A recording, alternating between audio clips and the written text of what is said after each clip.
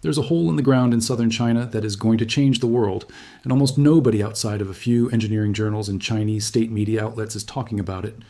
Not because the information is classified, no, not because it is happening in secret, but because the scale of what is being built is so far beyond what most people consider possible that when you describe it, it sounds like something a person would say after watching too many disasters or movies. But this is not fiction. The concrete is being poured, the tunnels are being bored, the mountains are being moved. And when it is finished, China will have built what engineers are already calling the most ambitious water infrastructure project in the history of human civilization. A project that makes the Three Gorges Dam, the structure that held the title of the largest construction project ever attempted by our species, look in some meaningful ways like a warm-up exercise. Let that sit for a second. The Three Gorges Dam displaced over 1 million people. It created a reservoir that stretches for nearly 600 kilometers. A genie rates enough electricity to power a mid-sized country. It required more concrete than any structure ever built before it. It took 17 years to complete and cost somewhere between $60 and $80 billion, depending on which accounting methodology you use and how honest the officials doing the accounting were being at the time. The Three Gorges Dam was supposed to be the definitive statement of what human engineering ambition could accomplish in the modern era, and China just decided to one-up it. The project is called the Sichuan-Tibet Water Diversion Project, though it goes by several names in various documents and reports, which is part of why it has been so easy for international media to miss it. It does not have a single clean headline-friendly name. It does not have a celebrity champion or a billionaire's ego attached to it. It is a armament infrastructure project of the kind that China has been executing for decades, except that this one operates at a scale that separates it from everything that came before. The core ambition is straightforward to state and almost impossible to fully comprehend. Take water from the rivers of Tibet and southwestern China, specifically from the upper reaches of rivers fed by the Tibetan Plateau GUAC glaciers, and move it north and east to the regions of China where water is desperately, dangerously, existentially scarce. To understand why this project exists, you have to understand something about Chinese geography that most people in the West have only a vague awareness of. China has a water problem that is among the most severe of any major economy on the planet, and it is not evenly distributed. The south of China, particularly the southwest, has abundant water. The Tibetan Plateau, often called the third pole because it contains more fresh water ice than anywhere on Earth outside Antarctica and the Arctic, feeds rivers that carry enormous volumes of water through the southwestern provinces. But northern China, where a huge proportion of the country's population lives, where Beijing sits, where the great agricultural plains that feed over 1 billion people stretch across the landscape, is one of the most water-stressed regions on Earth. The North China Plain, which produces something like half of China's wheat and a third of its corn, receives roughly the same annual rainfall as the outskirts of Phoenix, Arizona. The Yellow River, which has been the lifeblood of Chinese civilization for thousands of years, now runs dry before reaching the sea in drought years.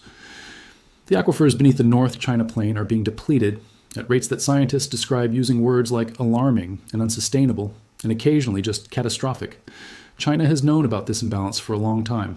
The phrase southern water, northern shortage has been a feature of Chinese infrastructure plan. Ning discussions for decades. Mao Zedong himself reportedly raised the idea of diverting southern water to the north in the 1950s, though the engineering capability and financial resources to seriously pursue that idea did not exist at the time. What does exist now is the South to North Water Diversion Project, a massive infrastructure system that has been under construction since 2002 and is already the largest water transfer project ever built, moving billions of cubic meters of water annually through a network of canals, tunnels, and pumping stations that spans thousands of kilometers. The South to North project is already an engineering achievement of staggering proportions. Most CEO countries that built anything like it would be celebrating it as the defining infrastructure achievement of their generation. China built it and then decided it was not enough, because the South to North Water Diversion Project, as large as it is, draws its water from the middle and lower reaches of rivers that are themselves under increasing stress from population growth, agricultures, oil demand, industrial use, and climate change. The reservoirs it depends on are shrinking. The rivers it taps are running lower than they used to. The demand it was designed to meet has continued to grow faster than anyone projected when the project was conceived.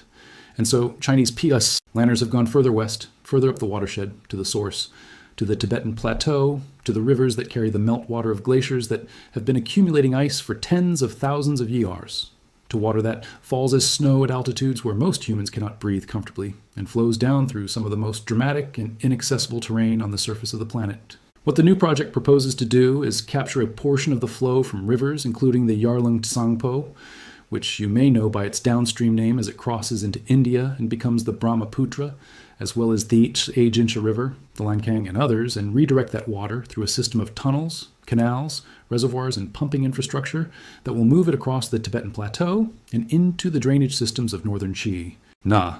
The distances involved are measured not in kilometers, but in the kind of numbers that make you reach for a map and then stare at it for a while before putting it down and making a cup of tea to process what you have just seen.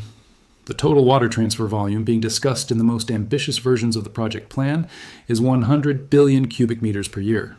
100 billion. For context, the entire annual flow of the Yellow River, the river that has supported Chinese civilization for millennia, is somewhere around 58 billion cubic meters in a normal year. This project proposes to move nearly twice that Yellow River's annual flow from one part of China to another through engineered infrastructure. It is not redirecting a river. It is, in effect, creating a new a new river designed by engineers, controlled by computers, regulated by government policy, flowing not where geology dictated, but where human need demands. The tunneling alone required to execute this project is beyond anything ever attempted. The Tibetan Plateau is not flat. It is defined by some of the most dramatic topography on Earth, the result of the Indian subcontinent crashing into Asia over millions of years and crumpling the crust into mountain ranges that reach heights where the jet stream scrapes the peaks. Getting water from the rivers on the plateau, across the mountain barriers and down into the northern plains requires boring tunnels through mountains on a scale that strains the imagination. The longest individual tunnel in the project is expected to be over 100 kilometers in length. Thus, 100 kilometers of continuous tunnel through some of the most geologically complex and seismically active terrain on the planet. The English Channel Tunnel, which was considered one of the great engineering achievements of the 20th century when it was completed, is just over 50 kilometers long. China is planning to build a tunnel more than twice that length through active earthquake zones at altitudes where the engineering challenges of temperature, pressure, and material behavior in extreme conditions multiply every technical problem by orders of magnitude. The tunneling machinery required for this project does not fully exist yet in the quantities needed. China has been building its tunnel boring machine industry at a remarkable pace, and Chinese-made TBMs are now among the most advanced in the world, a reversal from just 15 years ago when China had to import virtually all of its tunnel boring capacity from Germany and Japan. But the specific requirements of the Tibetan Plateau tunnels, the diameter, the geological conditions, the altitude, the seismic considerations, are going to push even the most advanced tunnel boring technology to its limits. Part of the the project has proceeded more quietly than you might expect for something of this scale is that engineers are still working out exactly how to solve some of the hardest technical problems. And governments tend to be cautious about making loud announcements about projects that include significant unresolved engineering questions. The seismic question is perhaps the most serious of all the technical challenges. The Tibetan Plateau and its surrounding mountain ranges are among the most seismically active regions on Earth. The collision of the Indian and Eurasian tectonic plates that built the Himalayas is still ongoing, still generating the geological stress that produces earthquakes. And the plateau region experiences significant seismic events with troubling regularity. Building tunnels through this region is one chala engi. Keeping them intact and operational over decades in an environment where the ground itself is periodically violent is a different and harder challenge.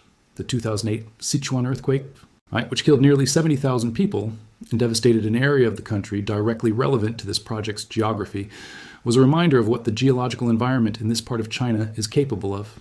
Engineers designing infrastructure for the plateau region have to plan not just for normal operational conditions, but for the possibility of major seismic events during construction and during the operational lifetime of the structures.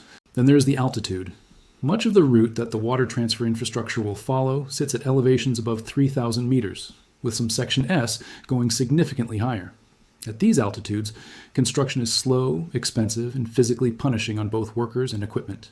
Diesel engines lose power at altitude because there is less oxygen to support combustion. Pneumatic systems behave differently in the lower air pressure. Concrete cures differently in the cold, dry conditions of the high plateau. Human workers require acclimatization periods before they can operate effectively and face health risks that do not apply to construction at SCA level. China has extensive experience with high-altitude construction from projects like the Qinghai-Tibet Railway, which was itself a remarkable engineering achievement when it was built.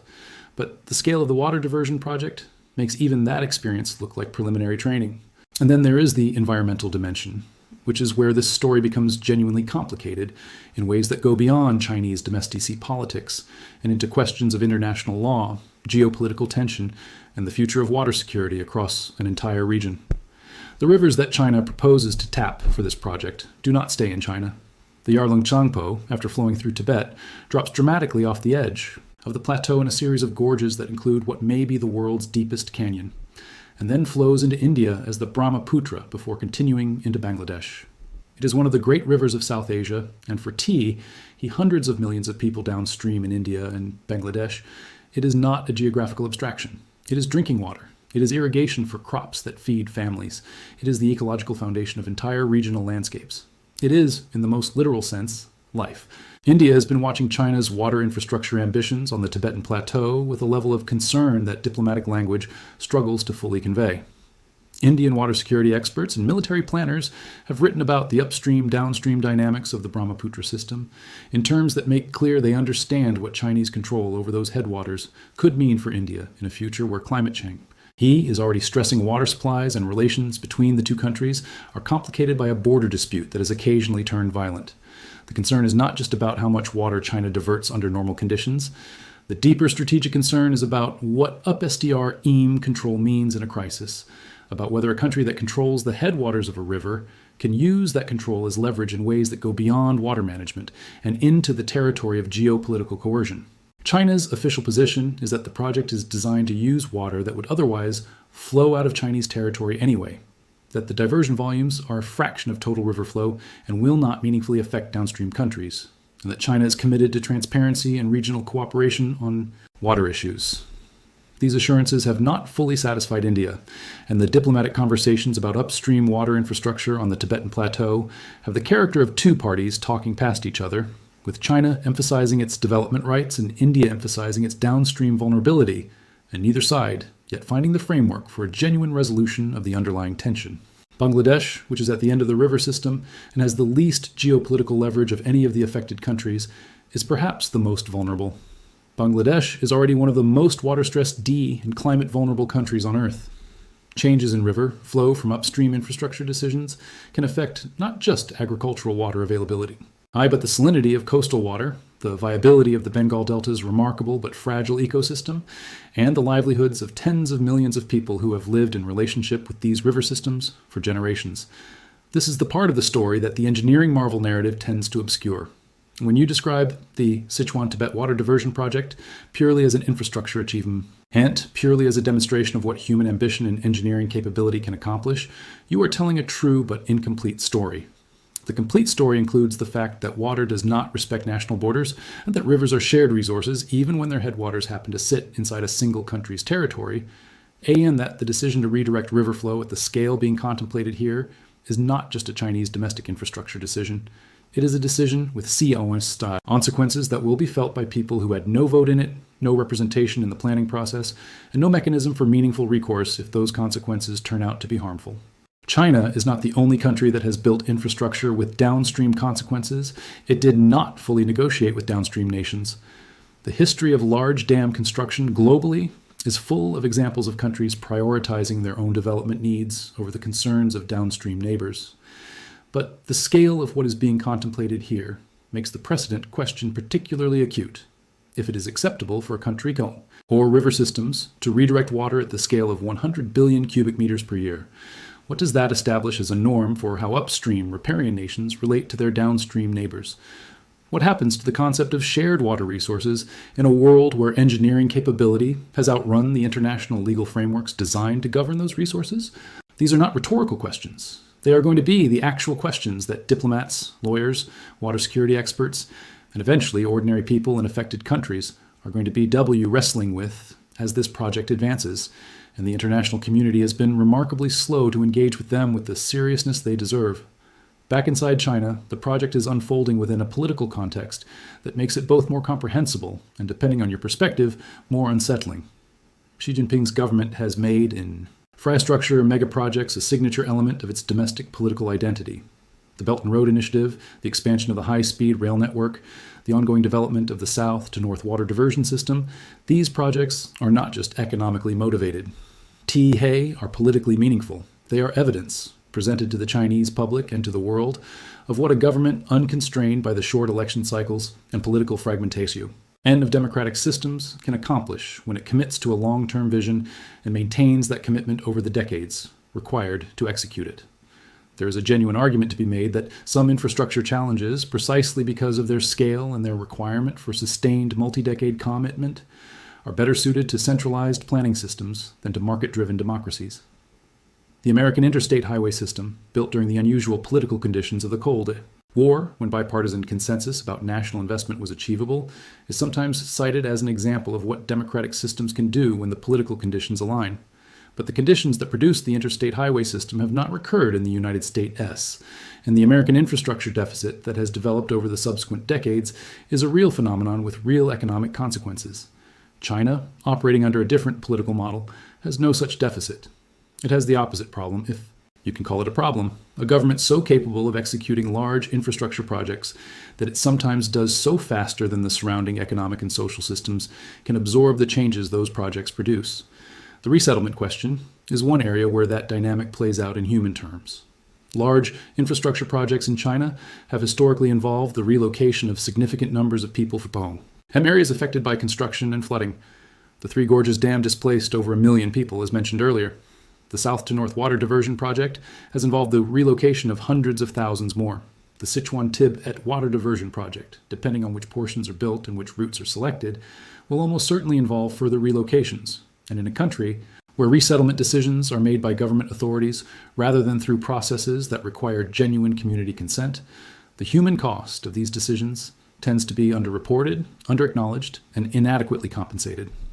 The communities most affected in the project's early phases are often among the most marginalized within Chinese society: Tibetan communities, rural communities, communities in areas that the central government has historically treated as development frontiers rather than as places with their own cultural and social integrity that deserves protection. The tension between China's legitimate interest in developing infrastructure to address genuine water security challenges and the rights of communities in the path of that infrastructure is not something that the engineering Marvel coverage tends to dwell on, but it is a real and serious dimension of the story. What is the timeline for all of this? Construction on various components of the broader Western Route water diversion system has been underway in preliminary I-forms for years, with surveys, feasibility studies, pilot tunnel projects, and related infrastructure development proceeding at a pace that makes it clear this is not a paper project waiting for political will to materialize. The political will is there. The technical work is progressing. The engineering problems are being attacked with the resources of the world's second largest economy and the organizational capacity of a government that has made this a national priority. Full operational capacity is likely decades away. A project of this complexity and this scale does not come online in a single moment. It will be built in phases, with each phase extending the infrastructure further, increasing the transfer capacity, and learning from the operational experience of the phases that came before. The first water-flowing TI through the initial completed sections of tunnel and canal is likely to happen within this decade. The full vision, if it is ever fully realized, is probably a project of the 2040s or 2050s. But here's the thing about this project that makes it matter right now. Today, as you are watching this, the decisions being made now, the tunnels being started, the e-routes being surveyed, the engineering choices being locked in, these decisions are going to shape the water geography of an entire continent for centuries. Infrastructure at this scale, once built, does not get unbuilt. Rivers redirected by human engineering at this magnitude do not return to their original courses when a political ADM administration changes or an economic calculation shifts. The world being created by this project is a permanent world, or as permanent as anything created by human hands can be. And the people who will live in that world, the farmers of northern China, who will irrigate their fields with Tibetan glassy, or water, the communities downstream in India and Bangladesh, who will experience whatever changes and river flow the project produces, the ecosystems that will adapt or fail to adapt to the hydrological shifts involved, none of them have been fully consulted. None of them have been given a genuine vote. That is the weight of this story. Not just the engineering, not just the geopolitics, not just the economics, but the fact that a decision of this consequence is being made by a single government under a single political system with the kind of confidence in its own judgment that only comes from a political culture that does not require external validation of its choices. China is moving this water because it has decided that moving this water is necessary. It has the engineering capability to do it. It has the financial resources to fund it. And it has the political structure to sustain the commitment over the decades required to complete it.